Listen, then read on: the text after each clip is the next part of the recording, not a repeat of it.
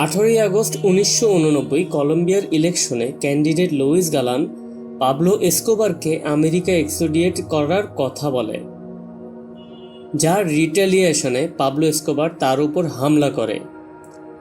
প্রথম অ্যাটাক তখন হলো যখন গ্যালান তার একটা ক্যাম্পিং ট্রেইলে ছিল। ওখানে একটা আরপিজি মিসাইল অ্যাটাক হয়। অ্যাটাকে তিনি বেঁচে গেলেন, কিন্তু কয়েক সপ্তাহ পর র্যালির মধ্যে যখন তিনি স্টেজে এসে দাঁড়ালেন, কেউ তাকে গুলি মেরে তার মার্ডার করে দেয়।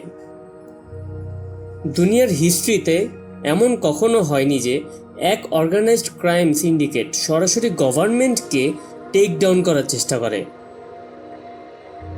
1989 সালের 3 মাসের মধ্যে এসকোবার এক প্রেসিডেন্সিয়াল ক্যান্ডিডেট ভারী জনগণের মধ্যে মার্ডার করে দেয়, আর সেকেন্ড অ্যাটেম্প্ট টু মার্ডারে এক প্লেনকে ব্লাস্ট করে দেয়।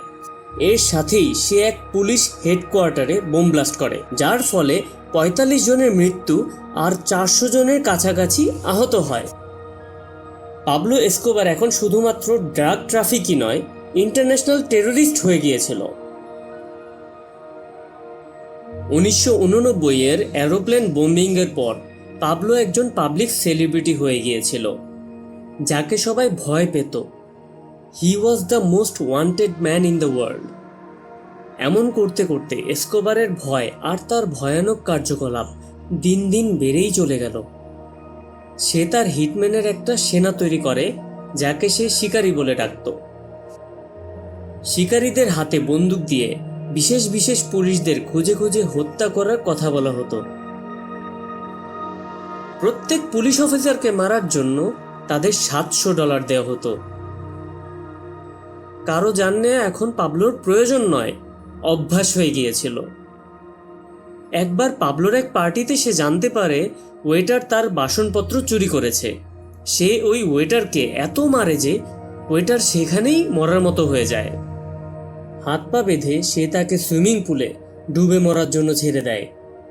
সে যখন তখন যাকে তাকে মেরে দিতে পারত। যখনই কেউ পাবলোর বিরুদ্ধে আওয়াজ করত, তখনই সে তাকে রাস্তা থেকে সরিয়ে ফেলত। সে পলিটিশিয়ানস, জাজ বা তার নিজের বন্ধুই হোক না কেন। যখন তার 2 বন্ধু তাকে ধোঁকা দেওয়ার চেষ্টা করে, তখন সেই 2 জনের জান নিয়ে হাত পা কেটে তাদের বাড়ির লোকের কাছে পাঠিয়ে দেয়। বোম ব্লাস্ট আর মোটরসাইকেল শুট আউট পাবলোর কৌশল হতো। সে লুকিয়ে আক্রমণ করত না। প্রত্যেক মার্ডার এক মেসেজের মতো হতো তার এনিমিজদের জন্য, গভর্নমেন্টের জন্য এবং দুনিয়াবাসীদের জন্য।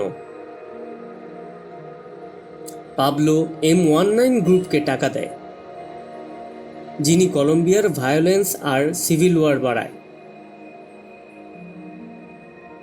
এইসব গ্রুপ কলম্বিয়ার জাস্টিস বিল্ডিংয়ে হামলা করে অনেক লোককে মারে আর বিল্ডিং জ্বালিয়ে দেয়। এমন বলা হয়ে থাকে যে এসবের পেছনে পাবলোই দায়ী ছিল। কলম্বিয়ার পাবলোকে আটকাবার মতো কেউ ছিল না।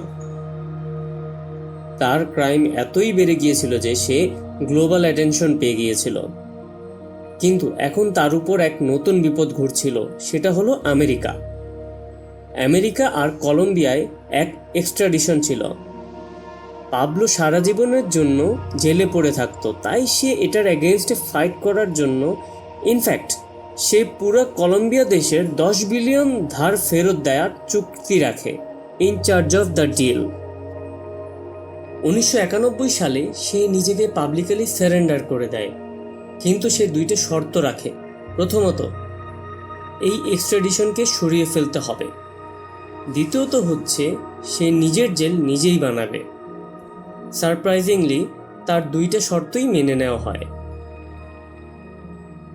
এক ক্রিমিনালকে বাঁচানোর জন্য কলম্বিয়ার কনস্টিটিউশন নিয়ম চেঞ্জ করা লাগে।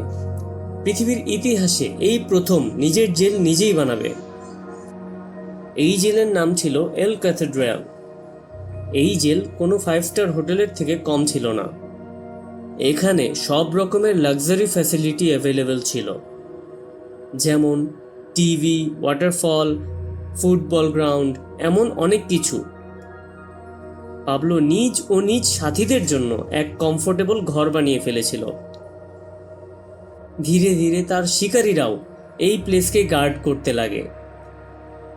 দ্য ক্যাথেড্রাল এক জেল নয়, বরং এক কেল্লা হয়ে গিয়েছিল। পাবলোর ক্রাইম কম হয়নি, ইনফ্যাক্ট আরও বেড়ে যেতে লাগলো। অবস্থা এত খারাপ ছিল যে 1992-তে কলম্বিয়ার murder capital of the world বলা হতো। ওই বছর প্রায় 27,000 লোকের মৃত্যু হয়েছিল, যার দুইটা বড় রিজন ছিল সিভিল ওয়ার, পাবলো এসকোবার। এইসব চলাকালীন কলম্বিয়ার উপর ইন্টারন্যাশনাল প্রেশার বাড়তে থাকে, ফলে তারা ডিসাইড করলো পাবলো এসকোবারের উপর লাগাম টানতে হবে। তারা আমেরিকার ডিইএ অর্থাৎ ড্রাগ এনফোর্সমেন্ট এজেন্সি এর সাথে মিলে এক বিশেষ টাস্ক ফোর্স তৈরি করে।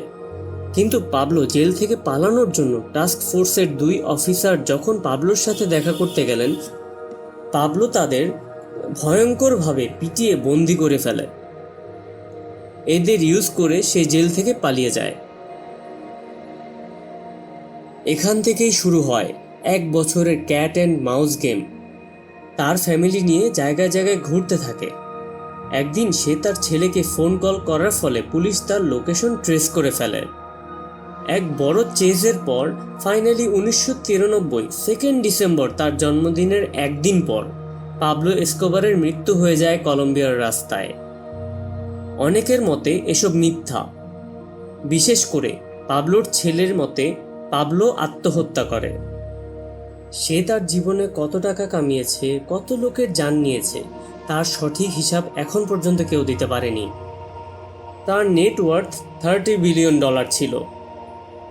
জন জাইরো ভেলাস্কুয়েজ, যাকে পাবলো সব থেকে বড় হিটম্যান মনে করা হয়, সে একাই প্রায় 300 জনের হত্যা করেছে এবং প্রায় 3000 লোকের মার্ডার করার অর্ডার নিয়েছে।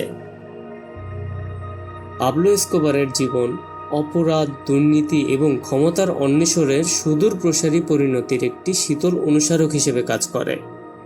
তার উত্তরাধিকার কলম্বিয়ার ইতিহাসে একটি অন্ধকার অধ্যায়, সেই ভয়াবহতার একটি সতর্কতামূলক গল্প, যা প্রকাশ করা যেতে পারে যখন একজন ব্যক্তির উচ্চাকাঙ্ক্ষার কোনো সীমা থাকে না।